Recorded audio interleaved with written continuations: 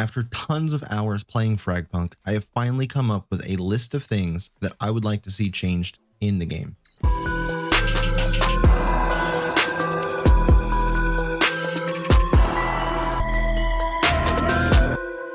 Hey guys, Nightfall here, and despite what the internet trolls in my comment section may lead you to believe, I actually really enjoy this game, so much so that I just spent 12 hours straight streaming it last night. And after that 12-hour straight stream, I am sleep deprived, but I'm also finally ready to give you my list of things that I think we absolutely need or need to change in FragPunk. Now, please keep in mind that all of these things you may not agree with, and that's fine. This is all my opinion, not actual changes coming to the game, just changes that I would like to see come to the game based off of my gameplay that I've experienced and time spent playing this game. So if you enjoy this video, make sure to hit the like button and consider subscribing to the channel. Also, if you want to join my Discord, the link for that will be down in the description.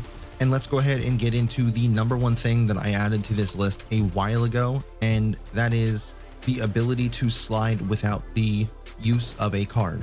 Currently, you cannot slide in the normal shard clash modes, only in the TDM and other battle rotation modes. However, you can slide in the shard clash mode when activating the Frozen Wasteland card. Adding the ability to slide would obviously remove the overall need for this card unless they were to change it so you could slide longer and further and just reduce the cost to 2 points, or make it one of those cards where the more points that get added to it, the better the effect is. But being able to slide in this game would make up for the lack of movement that we already have in the game. And yes, I know it's a tac shooter, but just because no other tac shooters really have the ability to slide doesn't mean that this one can't, and that we can't be different.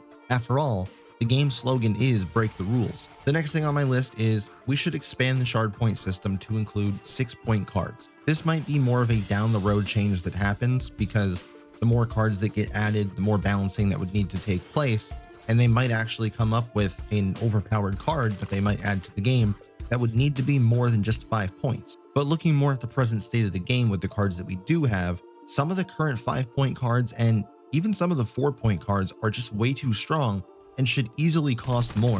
One that immediately comes to mind is the Reaper Scythe, and without making it too underpowered, you can't really change the effects that the card has. Instead, you might consider just upping it to a 6-point card. And you could even make the argument that the Big Heads card should be worth 6 points as well, solely because of how large the headshot multiplier is in this game, which is a perfect transition into my next thing on the list that I think needs to be changed, the headshot multiplier.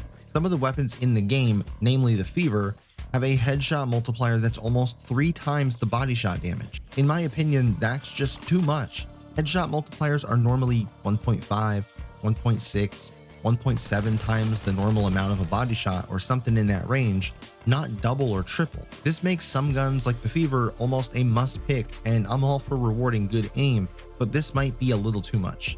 And overall, I would just like to see that reduced a little bit to something more manageable like the SMGs currently have, where the headshot multiplier isn't outrageous. Next up is snipers, and I know this is going to be a dividing topic, but in almost any game it's extremely hard to balance snipers.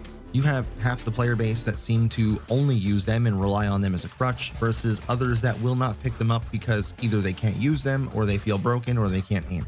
Snipers in a game like this are way too strong by default, so no matter how much tinkering you do with the damage and the aiming and the ADS speed, they will probably always feel either underpowered or overpowered. So instead, I think they should just reduce the number of snipers that you get per side from 2 down to 1. And I'd even be open to keeping it to 2 per side if, and only if, you lose that weapon, even if you don't die with it. I would much rather see it 1 per side and still have that change, because snipers currently are just the meta right now. If you have any shred of decent aim, you can shut down entire lanes of maps using a sniper hard scoped, and you pose little to no risk to yourself with doing this. Sure, someone could sneak up behind you at some point, but with lancers like Nitro, you can place down turrets, or lancers like Pathogen, you can place down traps to where they either have to walk through them and alert you that they're coming, or shoot them and give you an audio cue from where they're coming from. So yeah, in my opinion, snipers are just currently way too strong. Next on my list only applies to controller players, so mouse and keyboard players. If you want to skip ahead for the next few seconds, go ahead, or just completely tune out, but make sure you hit that subscribe button while doing so. Currently, when I press my left stick in on my controller, it makes me run. That's normal. The issue comes when I'm already running and I press that stick down again, I stopped running. Now maybe I'm the only one, but in the heat of a battle, I pressed that thing a few times trying to escape around a corner. It's more of a panic thing, and more often than not, I end up getting killed because of this. It's not a huge issue, and I'm sure eventually I could learn to just not press it 5 or 6 times while trying to run away. And I'm also sure not everyone experiences this playing on controller, but I just found it annoying, and no, I don't want to turn on auto sprint either, so please don't tell me about auto sprint. Next up is the rank system. Currently from bronze to plat, you play a normal game of the unranked Shard Clash with a few more rounds added. However, when you get to diamond and up, the rules change once again, and you now have to choose a card captain. There's a pick and ban system, and I believe you can't even fully stack in these ranks, which that last part, not being able to full stack in diamond and above, I wouldn't say I'm fine with it, but I get it. But the pick and ban system in particular, I think should be in all ranks. Changing how ranked works halfway through the ranked climb causes a lot of confusion for some and makes them have to relearn different metas and strategies and stuff once they get there, making it very easy for someone to hit diamond and then derank very quickly. I get it is a nice twist, but competitively, I don't think it's fair. The next change I would like to see would be to not be able to change lancers once cards have been chosen for that round. In some scenarios, cards can be chosen to hinder certain lancers like Stealth Novice, because everyone knows we need a card to make Zephyr just that much worse than she already is, but this would then give the enemy team a chance to basically waste your points by just swapping to somebody else who it doesn't affect. Maybe this would be a ranked only change, but something like this I feel should definitely be implemented. My next change on my list is something I'm sure we can all agree with: menu optimization. I can't tell you the number of times that I remembered seeing something somewhere and it took me a few minutes to find it again because of how many different subsections and menus that each main menu already has. And they don't feel intuitive, like, oh, I remember seeing this, that should be here. It's not. Just a declutter and reorganization is something I'd really like to see to make this game feel that much easier to navigate, especially for newer players. And with console release hopefully on the horizon, I feel like that's a change that we need now. Speaking of console release, the next thing is something that they may already have planned for when that releases, but I've heard rumors that this may not be a thing, and let me tell you, it 100% needs to be a thing. Cross progression, not crossplay. We will more than likely get crossplay, which brings up the need for aim assist once again, but I've already beat that one to a pulp, so we won't spend too much time talking about that. But no, I'm talking cross progression. When console release eventually does come, I'd consider swapping to console just so that I can turn off crossplay on my Xbox to avoid the mouse and keyboard players if there isn't going to be aim assist. Now sure, I'll probably still run into the usual Zim player and all that, but that is what it is.